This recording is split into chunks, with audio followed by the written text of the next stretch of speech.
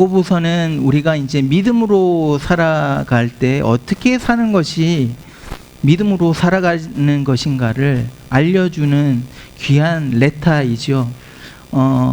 요즘 현대에 믿는다고 말을 하면서 우리의 그 믿음의 생활과 말과 행위가 정말 그 믿음과 일치하지 못할 때가 굉장히 많이 있습니다. 이런 시대에 야고보서는 정말 우리에게 정말 어떻게 살아야 된다라는 가이드를 주는 멋진 편지입니다. 야고보는 여러분 잘 아시다시피 예수님의 동생이었습니다. 어떤 학자들은 친동생은 아닐 것이다. 왜냐하면 요셉이 일찌감치 이제 세상을 떠났을 것이라는 가정 아래 어머니는 같지만 마리아 어머니는 같지만 아버지는 다른 아버지일 것이다. 라고 말을 하프 브라다라고 말을 하는 학자들도 있고 또 어떤 학자들은 아니다. 야고보는 예수님의 친동생이었을 것이다. 라고 말을 합니다. 어쨌든 야고보는 예수님의 동생입니다. 예수님이 3년 동안 이제 사역을 하시는 동안에는 사실은 형을 믿지를 않았어요. 형을 그리스도로 메시아로 받아들이지 않았습니다. 그런데 부활 사건이 있은 후부터 그 다음부터 이 동생이 형을 메시아로 그리스도로 인정하고 따르는 것을 보게 됩니다. 그래서 초대교회가 이제 셋업이 되고 그 다음부터 야고보, 예수님의 동생 야고보가 등장을 하게 됩니다. 그래서 오늘 야고보가 이제 편지를 하는데 1장 1절에 이렇게 말을 합니다. 보여주세요. 하나님과 주 예수 그리스도의 종 야고보는 흩어진 12지파에게 문안하노라. 여러분 야고보는 지금 예수님을 나의 형이라고 부르지 않습니다. 여기서 야고보는 예수님을 주님, 롯라고 부르면서 자기를 servant, 종이라고 표현하고 있습니다. 인간적으로는 형이었지만 그 형이 참 하나님 대신 그리스도이심을 지금 고백하고 있는 것이죠. 이것만 봐도 예수님의 부활 사건이 거짓이 될 수 없다는 것을 증명합니다. 그러면서 이 편지의 수신자를 누구로 표현하냐면 흩어져 있는 12지파라고 말을 합니다. 이제 예수님이 죽으시고 부활하신 다음에 승천하시고 바로 오순절 역사를 통해서 교회가 시작이 되죠, 여러분. 그래서 교회가 막 부흥을 합니다. 하루에도 막 3,000명 이상의 사람들이 등록을 하게 되는 거예요. 교회가 세워지는 겁니다. 그런데 교회가 세워지고 조직력을 막 갖게 되는데 7장에 가보면 스데반이 순교하는 사건이 일어납니다. 이때부터 8장부터 쭉 보시면 그리스도인들이 그 다음부터 핍박을 받는 것이 시작이 됩니다. 그래서 예루살렘 교회 성도들이 대부분 유대인들이었겠죠. 핍박이 일어나니까 핍박을 피해서 예루살렘을 떠나서 각 지역으로 흩어지게 되는 거죠. 예수님의 마지막 명령이 무엇이냐면 땅끝까지 가서 예수님의 증인이 되라. 너희는 가서 땅끝까지 증인이 되라 말을 했는데 예루살렘 교회 안에 부흥이 일어나면서 부흥을 경험하면서 그대로 앉아 있으니까 하나님은 이 핍박이라는 것을 사용하셔서 툴로 사용하셔서 이들을 뿔뿔이 흩어지게 만드신 거예요. 이 사건을 통해서 여기 예루살렘 교회에 있던 유대인 그리스도인들이 각 지역에 흩어지면서 복음이 각 지역으로 전파되는 일이 일어난 겁니다. 그래서 이 야고보는 이렇게 핍박을 당하고 어려움을 당하고 있는 각 지역에 흩어져 있는 12지파에게 편지를 하고, 그러니까 predominantly 지금 누구에게 편지를 하고 있느냐 하면 편지의 수신자 대상은 누구냐면 유대인들인 거예요. 유대인 그리스도인들. 이 편지 속으로 오늘 제가 성경 공부는 더 더 자세히 들어갈게요. 그런데 오늘은 이제 설교니까 편지 속으로 한번 들어가 보겠습니다. 제가 1장 1절부터 18절까지를 오늘은 파트 1, 다음 주에 파트 2로 설교를 2번을 나누어서 하겠습니다. 오늘 이렇게 말씀을 쭉 보게 되면 제가 이번에 삼가정교회 가서 이제 같이 기도하고 막 했는데 민석 집사님이 이제 가원들에게 부탁을 하는 거예요. 이제 야고보서 시작하니까 우리가 5장밖에 안 되니까 다 읽자. 몇 번을 읽어서 가자. 설교를 할 입장에서는 굉장히 좀 부담스럽기도 하지요. 이제 다 알고 오시니까. 그렇지만 너무 귀합니다. 너무 좋습니다. 그래서 이번에 이 야고보서 하면서 여러분들 야고보서 처음부터 끝까지 몇 번 읽으시고 이거 암송을 할까요? 1장부터 5장까지 하실 수 있다면 존 파이퍼 목사님이 설교하시면서 빌립보서를 완전히 다 외우시는 거예요. 처음부터 끝까지. 설교 시간에 다른 거 안 하시고 그걸 외우시더라고요. 제가 그걸 보고 얼마나 놀랐는지 나는 그렇게 못합니다. 여러분 기대하지 마십시오. 근데 암송하는 게 너무 좋으니까 여러분 한번 암송을 한번 해보십시오. 오늘 이 말씀에 들어가 보면 여기에 우리의 눈에 뜨는 단어가 있습니다. 시험이라는 단어와 시련이라는 단어입니다. 시험, 시련.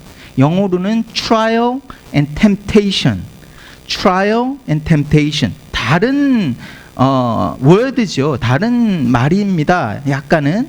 그런데 사실은 이 오리지널 랭귀지 원어로 헬라어로 보게 되면 이 단어가 같은 어원 root을 갖고 있는 단어입니다. 그래서 이것이 영어로 번역되고 한글로 번역될 때는 다른 단어로 쓰여졌지만 사실은 같은 뜻을 가지고 있습니다.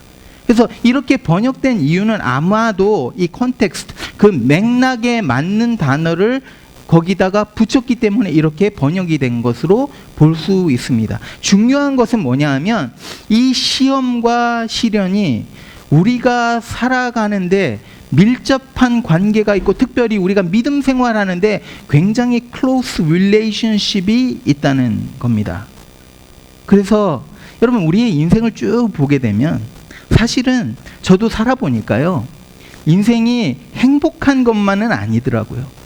막 몸도 아플 때도 있고 또 안 좋은 일도 일어나고 어려운 일도 일어나고 막 파이낸셜리 힘들고 또 내 생각대로 일이 잘 풀리지도 않고 이런 힘든 속에서 살아가는 것이 인생이다라고 표현할 수 있습니다.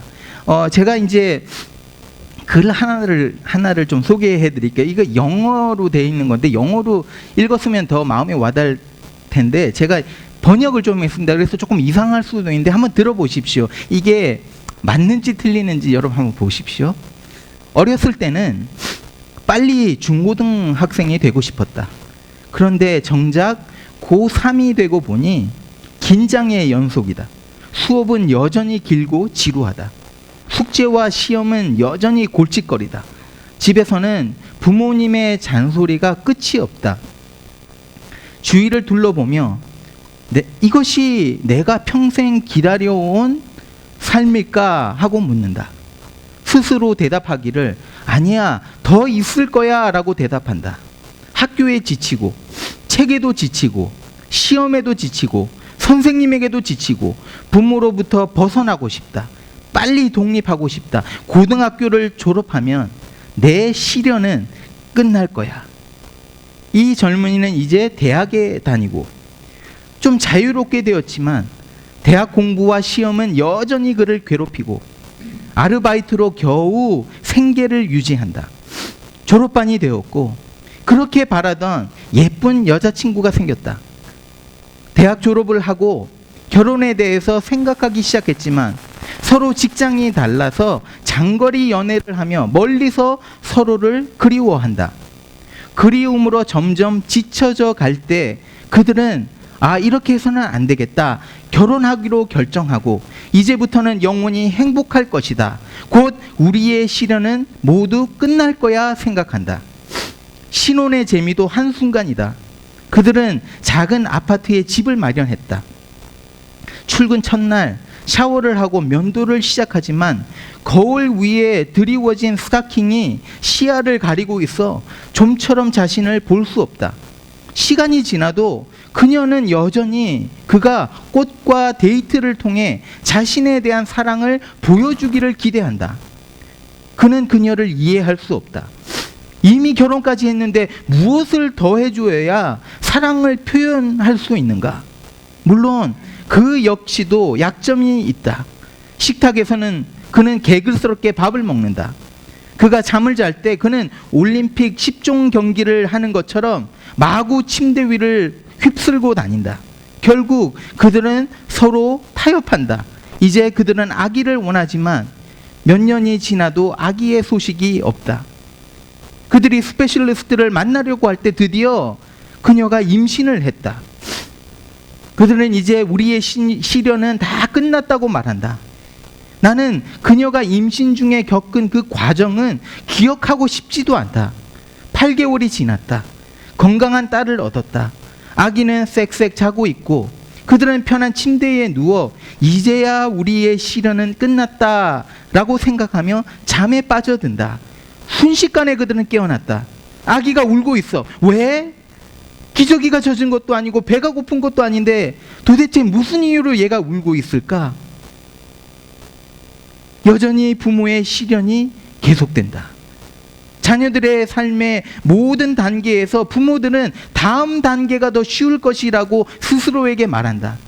우리가 잠을 푹 잘 수 있을 때, 아기가 말을 하고 말을 들을 수 있을 때, 우리가 기저귀를 더 이상 채우지 않아도 될 때 우리의 시련은 끝날 것이다.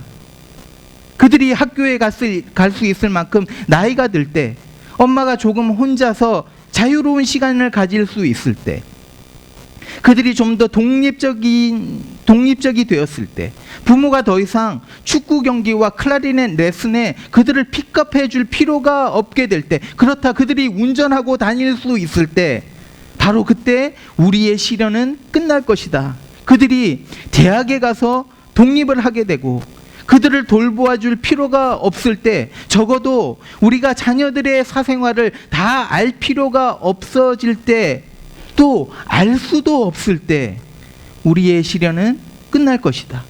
일도 다르지 않다. 시련은 끝이 없다. 만일 경제가 좋고 회사가 성장하고 있다면 문제는 할 일이 많아진다는 것이다. 계속되는 일로 지치게 만든다. 만일 경제가 어렵고 사업이 잘 되지 않을 때면 일이 없어서 오히려 또 한숨을 쉬게 된다. 은퇴 후에도 시련은 계속된다. 직장에서 활동하고 일하던 때가 그리워진다. 시간은 많은데 특별히 할 일이 없다. 건강에 문제가 생기고 병원에 다니기 시작하고 앞으로 20년 동안 살아갈 수 있는 은퇴금은 충분히 있는지 걱정스럽다. 어릴 적 태어난 부모님 집에서 양로원에 이르기까지 시련은 끊이지 않는다. 여러분 공감이 좀 되십니까? 여러분 우리의 인생을 이렇게 돌아보면요, 어려움의 연속입니다. 파도 하나가 오면 다음에 또 더 큰 파도가 또 몰려오는 거예요. 그런데 야고보는 이런 인생을 살고 있는 우리에게, 여러 가지 어려움을 겪고 있는 우리에게 이렇게 말을 합니다. 보여주십시오. 내 형제들아, 너희가 여러 가지 시험을 당하거든 온전히 기쁘게 여기라. 여러분 이게 말이 됩니까? 아니, 어려움을 겪는데 어떻게 기뻐할 수 있는 거예요? 어려움을 당할 때 이거는 즐거운 일이 아니지요. 여러분, 자녀를 잃은 부모가 그 심정이 어떻게 무너집니다. 자녀를 잃고 나서 기뻐서 나는 기쁘다 말하는 사람이 있다면 이분은 정신 나간 사람일 것입니다. 야고보가요, 지금 우리의 시련과 고난 그 자체가 기뻐서 즐거워할 일이라고 말하고 있지는 않습니다. 야고보가 말하는 것은요, 우리가 이런 힘든 일을 당할 때, 시련을 당할 때 이것을 기쁨으로 여길 수 있는 비밀이 있다는 거예요. 그 비밀은 이 고난과 시련이 하나님의 손 안에 있다는 사실을 깨닫는 것이다라는 것을 말합니다. 그래서 하나님이 우리에게 시련을 허락하실 때 거기에는 반드시 하나님의 뜻과 계획이 있다는 것입니다. 내가 지금 어려운 일을 당하고 있는데 거기에 하나님이 하시는 어떤 목적이, 일이 있다는 거예요. 이것을 믿고 우리가 확신할 때 우리는 이 시련의 순간 속에서, 그 과정 속에서 기쁨을 가지고 살아갈 수 있다는 것입니다. 그래서 오늘은 시련의 과정을 기쁨으로 여길 수 있는, 그렇게 할 수 있는, 마음의 여유를 그렇게 가질 수 있는 두 가지 이유를 여러분과 살펴보려고 합니다. 보여주십시오. How can we consider it pure joy when we face trials of many kind? 그러니까 많은 어려움이 있을 때 어떻게 우리가 이것을 기쁨으로 여길 수 있는가? Number one, in trials we learn to grow in His likeness. 첫 번째로는 우리가 시련을 통해서 우리는 하나님을 닮아가는 성장을 이루게 됩니다. 시련을 통해서 우리는요, 하나님을 닮아간다는 겁니다. 그래서 그 밑에 지금 3절과 4절을 보십시오. 이는, 지금 야고보가 기뻐하라 라고 말을 해놓고 그 다음에 이는, 영어로는 because, 그 이유에 대해서 3절부터 쭉 말을 하는 겁니다. 그 이유가 뭐냐? 너희 믿음의 시련이 인내를 만들어내는 줄 너희가 알미라. 인내를 온전히 이루라. 이는 너희로 온전하고 구비하여 조금도 부족함이 없게 하려 함이라. 무슨 말이냐면요, 고난을 통해서 하나님은 저와 여러분들을 완전하게 성숙한 그리스도의 모습으로 만들어 가신다는 거예요. 그래서 시련을 통해서 깎으십니다. 우리를 다듬으십니다. 뜨거운 불 안에 넣어서 정금과 같이 만들어서 내신다는 거예요. 시련을 통해서. 하나님에게는 하나님이 우리에게 시련을 허락하실 때는 거기에는 반드시 목적이 있는데, 우리를 믿음의 사람으로, 그리스도를 닮은 믿음의 사람으로 만들기 원하시는 목적이 있다는 거예요. 그런데 문제가 무엇이냐면, 자, 하나님의 목적이 있는데, 자, 그리스도와 닮은 사람으로 만들어 가시는, 그래서 시련을 주시는데 그 목적을 이루기 위해서 시련을 주십니다. 그런데 문제는 뭐냐면 우리의 목적이 하나님과 목적과 다르다는 거예요. 여러분, 우리의 목적은 뭐냐면요, 어려움에 부딪히게 될 때 우리는 내 앞에 놓여 있는 이 문제를 빨리 해결하고 싶은 거예요. 이게 목적입니다. 이 문제가 빨리 사라지기를 바라는 거예요. 그래서 우리의 목적은 우리가 가지고 있는 이 문제가 빨리 해결되고 이 상황에서 내가 벗어나고자 하는 것입니다.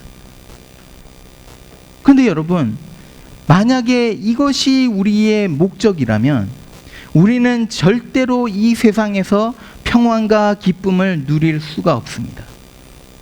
문제가 해결되어서 내가 평안과 기쁨을 얻을 수 있고 그것이 나의 목적이 된다면 내가 즐거이 시련 속에서 즐거워하고 기뻐할 수 있는 것은 불가능한 일이 된다는 거예요. 왜 그렇습니까? 방금 말씀드린 대로 우리의 인생은 문제의 연속이기 때문에 그렇습니다. 내 문제가 해결됐어요. 그래서 내가 잠시 기쁨을 누립니다. 그런데 또 다른 문제가 오는 거예요. 문제가 연속이 됩니다. 그러니까 이 문제가 일어날 때마다 걱정이 생기는 거예요. 계속해서 불안해지는 거예요. 문제를 해결하는 것이 우리의 목적이 될 때 여러분, 우리는 늘 불안함에서 벗어날 수가 없게 되는 겁니다. 그런데 우리의 목적이 하나님과 같이 된다면 여러분, 우리의 시선이 달라집니다. 우리의 생각이 달라집니다. 문제가 해결되는 것에 초점이 맞추어지는 것이 아니라 이것을 통해서 하나님의 목적, 나를 만들어 가시는 하나님의 목적이 나의 목적이 될 때 내 생각이 바뀌고 내 가치관이 바뀌게 되는 거죠. 그래서 시련과 어려움이 닥칠 때 내가 그것을 바라보는 시선이 달라지고 그것에 대처하는 태도가 바뀌게 된다는 거예요. 하나님과 같은 목적을 가지게 되면 아무리 어려운 시련이 찾아오고 우리가 어둠의 그 골짜기를, 흑암과 같은 그 골짜기를 지나는 순간이 있더라도 이것을 통해서 하나님이 나를 그리스도의 장성한 분량까지 만들어 가실 것이라는 그 믿음 속에서 우리는 기쁨을 가질 수 있다는 거예요. 아픔 속에서도 찬양할 수 있다는 겁니다. 여러분, 하나님이 우리의 목적이 될 때, 하나님이 우리의 목적이 될 때 시련은 기쁨이 되는 겁니다. Trials are joy when God is our goal. Did you hear that? Trials are joy. Trials are joy when God is our goal. 그래서 상황이 어려워도 하나님이 목적이 될 때 우리는 기쁨을 누릴 수 있는 거예요. 제가 정말 이 기쁨을 경험했습니다. 제 인생을 돌아보니까 하나님은 저를 만드시는데 언제 만드셨냐면 제가 잘 나갈 때 만드시지 않더라고요. 제가 돈을 잘 벌고 직장에서 막 잘 나가고 이럴 때는 사람이 어떻게 되냐면 머리가 막 커지는 거 있지 않습니까? 그래서 상대방을 막 무시하고 이렇게 만들어져 가더라고요. 그런데 제가 어려움에 처하니까 앞이 보이지 않는 어떤 터널 속에 들어가 보니까 그때에 하나님이 제 마음을 만지시는 거예요. 상황은 변하지 않는데 시련 속에서 하나님을 만나게 되니까 제가 꿈을 꾸게 되더라는 겁니다. 소망을 가지게 되더라는 겁니다. 이 터널이 지나면 하나님께서 이미 나를 만드시고 깎으시고 그래서 나를 그리스도의 장성한 분량까지 만드실 것이라는 믿음을 갖게 되니까 여러분, 이 시련이 바로 변장된 축복이더라는 겁니다. 사랑하는 성도 여러분, 여러분 앞에 어떤 어려움이 있습니까? 건강의 문제, 사업의 문제, 경제적인 문제, 스테이터스의 문제. 여러분, 이 문제만 바라보지 마시고요.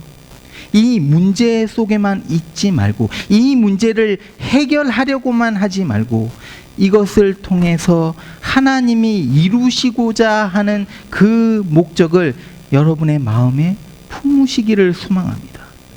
모든 것을 합력해서 선을 이루어 가시는 하나님, 이 시련의 시간, 이 어려운 과정을 통해서 나를 온전한 성숙한 더 깊은 믿음의 사람으로 그리스도를 완전히 닮아가는 그런 사람으로 만들어 가실 하나님을 기대하시기를 축원드립니다. 두 번째, 우리가 시련을 기뻐할 수 있는 이유. How can we consider pure joy when we face trials of many kinds? Second answer. In trials, we learn to trust in His wisdom. In trials, 어려울 때 시련을 통해서 우리는 하나님의 지혜를 신뢰하게 됩니다. 내 지혜가 아닌 하나님의 지혜. 오늘 그 밑에 5절을 보십시오. 너희 중에 누구든지 지혜가 부족하거든 모든 사람에게 후히 주시고 꾸짖지 아니하시는 하나님께 구하라. 그리하면 주시리라. 여러분, 우리의 인생 속에서 살아보니까요, 공부 잘하는 거 그거 별거 아니더라고요. 네. 저 공부 잘했거든요. 그거 별거 아니에요. 제가 말씀드릴게요. 여러분, 삶에서 진짜 필요한 게 뭔지 아세요? 지혜입니다. 지혜. wisdom. 그래서 이 wisdom, 이 지혜의 팩터가 있습니다. 세 가지 팩터. 세 가지 요소가 있어요. 지혜에는. 첫 번째는 knowledge입니다. 지식이 있어야 되는 거죠. 아는 것이 힘이다라는 말이 있습니다. 그래서 우리가 많이 알고 있을 때 지혜롭게 행동할 수 있습니다. 예를 들면 이런 거예요. 여러분, 기차 시간표를 내가 알고 있으면 시간을 정말 잘 사용할 수 있습니다. 그래서 10시에 기차가 오는 것을 알고 있으면 준비해서 한 10시 5분 전쯤에 나가서 기다리면 되는 거예요. 그런데 시간표를 모르고 있어요. 그러면 어떻습니까? 무작정 나갑니다. 무작정 나가갖고 그냥 막 기다리고, 어떨 때는 막 30분 이상을 기다려야 되는 거예요. 모르기 때문에. 그래서 위스덤 안에 요소가 있는데, 한 요소는 knowledge, 지식입니다. 그 다음에 두 번째로는 뭐냐면, 두 번째 팩터는 뭐냐면 perspective, 관점입니다. 여러분, 우리가 살아가면서 여러 가지 결정들을 하게 됩니다. 그런데 그 결정이 잘한 결정인지 못한 결정인지는 나중에 보면 알게 되는 거죠. 그런데 우리가 어떤 결정을 하기 전에, 그래서 사업을 할 때도 이 사업이 잘 될 것이다, 안 될 것이다, 여러 가지 시각으로 볼 필요가 있는 거예요. 그래서 많이 여러 시각으로 볼 수 있으면 그게 지혜로운 거죠. 여러 가지 퍼스펙티브로, 이쪽으로도 보고 저쪽으로도 보고 이게 과연 될까 살펴보는 것입니다. 그래서 지혜 안에는 지식도 필요하고, 그 다음에 퍼스펙티브, 와이드 퍼스펙티브, 그래서 넓은 이 시야를 가지는 것이, 관점을 가지는 것이 지혜의 또 한 요소입니다. 세 번째 요소는 여러분 경험입니다. experience. 그래서 여러분, 회사에서 직원을 뽑을 때도 어떤 사람을 뽑습니까? What kind of experience do you have? 경험이 있느냐 없느냐, 이것을 따라서 직원을 뽑게 됩니다.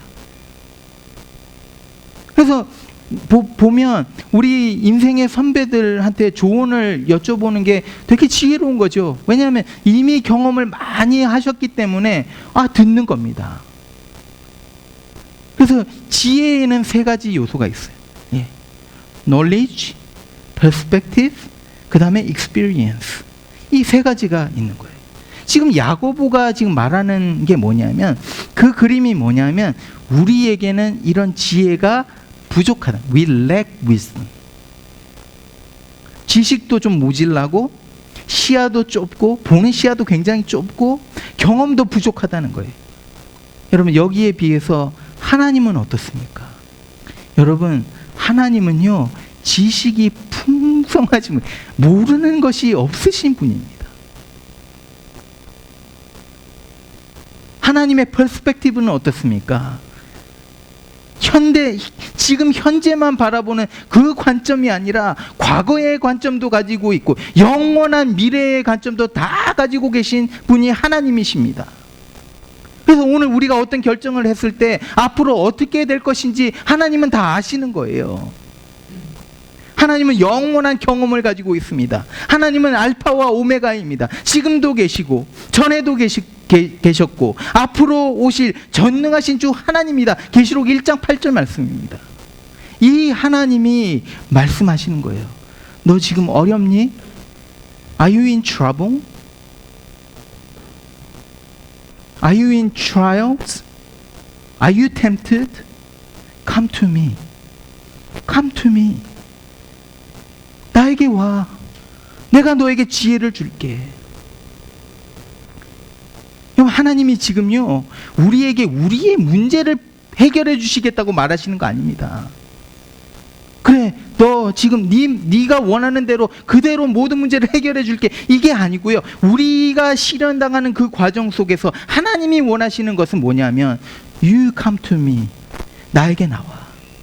우리를 부르시는 부르심인 거예요. 내가 너 어려운 상황 너무 잘 알고 있어. 나에게 나와. Trust me. Believe me. I'll give you wisdom. 여러분, 놀라운 일 아닙니까? 우리가 막 너무 어려운 순간에, 앞이 보이지도 않고 숨도 쉬지 않는 그런 어려운 순간에 하나님 앞에 모든 지혜를 갖고 계시는 하나님 앞에 나아가서 하나님의 지혜를 구할 때 하나님이 그 지혜를 우리에게 주시겠다는 거예요. 하나님의 말씀 속에 들어가서 하나님의 지혜를 얻습니다. 기도 속에 하나님 앞에 들어가서 하나님과 대화하면서 하나님의 퍼스펙티브를 보게 됩니다. 여러분, 어려운 순간마다 하나님 앞에 나가십시오. 하나님의 지혜로 한번 결정을 하는 것을 경험하지 않습니까? 그러면 계속 가게 되는 거예요. 그래서 기도하는 사람들이 더 많이 기도하는 겁니다. 왜냐하면 하나님이 주시는 것을 경험해 봤기 때문에. 그렇게 말씀대로 살아보니까 정말 좋거든요. 그러니까 계속해서 하나님 찾아가는 겁니다. 하나님 저에게 지혜를 주십시오. 작은 일에서부터, 우리 삶 속에서 일어나는 작은 일에서부터 큰 일까지, 사소한 일에서 정말 중요한 결정까지 하나님의 지혜를 구하는 겁니다. 여러분, 제가요 기도하면서 하나님의 지혜를 구할 때 뭐가 생기는 줄 아세요? 담대함이 생겨요. 두려움이 사라집니다. 막 혼자서 생각할 때는 막 두려움이 있어요. 이거 어떻게 하면 되지? 이렇게 되면 안 좋을 텐데, 막 이런 두려움이 생겨요. 그런데 기도 속으로 들어가서 하나님이 주시는 지혜 속에서 하나님의 음성을 듣고 하나님의 퍼스펙티브를 보게 될 때, 여러분, 제가 용기가 나는 거예요. 두려움이 사라지는 거예요. 여러분, BBS 처음 시작할 때, 4년 전에 우리 교회가 굉장히 어려웠습니다. 그때 처음 시작하면서 그때 30명 우리 아이들을 놓고 기도했거든요. 채워질 것이라고 상상도 못했어요. 근데 기도하니까, 성도들이 함께 기도하니까 하나님이 BBS를 통해서 우리 교회를 다시 일으키시는 거예요. 제가 이거를 경험한 거예요. 그러니까 이번에도 우리 이렇게 하자 하고 기도할 때 하나님이 막 이루어 주시는 겁니다. 하나님이 부어 주시는 거예요, 은혜를. 얼마나 두려움이 사라지는 겁니다. 사랑하는 여러분, 힘들 때, 어려울 때 하나님 찾으십시오. 오늘도 여러분에게 오라고 부르시는 거예요. Come to me. 근데 왜 나가지 않습니까? 왜 힘들고 어려운데 기도의 자리로 나가지 않습니까? 혹시 여러분에게 이런 어려움을 주시는 이유가 여러분으로 하여금 하나님께로 더 가까이 나오기를 바라시는 하나님의 마음일 수도 있는 거잖아요. 어려울 때, 시련 속에 있을 때 하나님께로 나가서 하나님의 지혜를 구하십시오. 그러면요, 여러분, 우리의 눈에 안 보이던 것들이 보이기 시작합니다. 저도 이제 50년 좀 더 됐어요. 벌써 이렇게 살아보니까 참 인생 아무것도 아니다라는 생각을 해요. 어렸을 때는 공부 잘하면 그게 최고인 줄 알았는데, 대학 들어가 보고 뭐 공부해보고 좋은 직장 가보고 다 해보니까 그거 별거 아니더라고요. 오늘 말씀같이 인생은 풀과 같이, 피었다 지는 풀과 같은 거. 근데 이 인생 속에서 계속해서 시련과 어려움 투성인 거예요. 그런데 저는 이 인생, 50년 인생을 살아가면서 가진 것이 있습니다. 이 시련 속에서 찬양할 수 있는 방법을 얻은 거예요. 바로 이 시련의 과정, 이 시간도 하나님의 손안에 있고, 이 시간을 통해서 하나님이 나를 더 성숙하게 만들어 가시는 그 순간이라는 것을 믿고 기뻐할 수 있다는 거예요. 여러분, 제가 저희 아이들 얼마나 사랑하겠습니까? 그렇죠? 예은이 데이 처음에는 어떻게 기도했는 줄 아세요? 이 아이들 하나님 어려움 겪지 않게 해주십시오. 세상 속에 살아가면서 그리스도인으로 살아가는데 정말 얘네들한테 어려움이 있고 이런 거 없게 해주십시오. 얘네들은 고난 당하지 않게 해주십시오. 처음에 이렇게 기도했습니다. 그런데 이제 제 기도가 달라졌습니다. 하나님, 이 아이들이 분명히 시련과 고통을 당할 텐데, 하나님, 이 시간 속에서 이 아이들이 하나님으로 인해서 기뻐할 수 있도록 도와주십시오. 이게 제 기도입니다.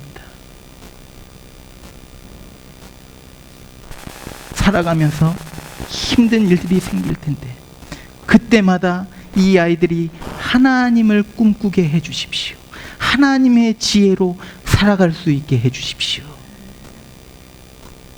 여러분, 우리가 이제 믿음 생활을 합니다. 어려움이 굉장히 많아요. 힘든 순간이 굉장히 많습니다. 그런데 이 시련의 순간에 여러분, 하나님을 바라보십시오. 하나님을 여러분의 목적으로 삼으십시오. 또 하나님의 지혜로 여러분의 눈앞에 있는 이 문제들을 바라보십시오. 그렇게 될 때 여러분, 살아가는 것이 힘들지만 인생이 시련의 연속이지만 하나님의 목적을 알게 될 때에 여러분, 우리 안에 소망이 생깁니다. 우리가 슬픔 속에서도 찬양할 수 있는 이유가 여기에 있는 것입니다. 이런 놀라운 축복이 저와 여러분에게 임하기를 오늘 축원드립니다.